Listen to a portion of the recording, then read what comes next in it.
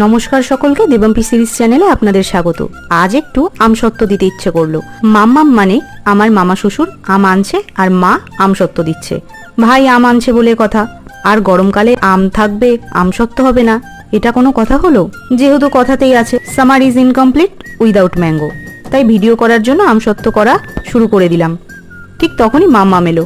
হয়ে গেল আমসত্ত্বের 12টা বেজে যাবে, কারণ মাম্মাম আম দিয়েছে। আর সেই আম দিয়ে আমসত্ত্ব দিলেই যে মেঘলা ওয়েদার সঙ্গে বৃষ্টি অবধারিত, সেটা আমরা নিশ্চিত ছিলাম। এই আমসত্ত্ব যে কি হবে বুঝতেই পারছি। হ্যাঁ, সেটাই হলো। কি ঝামেলা বলো তো। এরপর যখনই আমসত্ত্ব দেওয়ার হয় আমি আর তখন ছুতেই দিই না। এমনকি মাও বলে তুই 10 হাত দূরে থাকবি, একদম ধরবি না। শুধু তাই নয়, শীতকালে বড়ি দিতে গেলেও এই অবস্থা হয়, রোদের তেজ থাকে না, কি সমস্যা।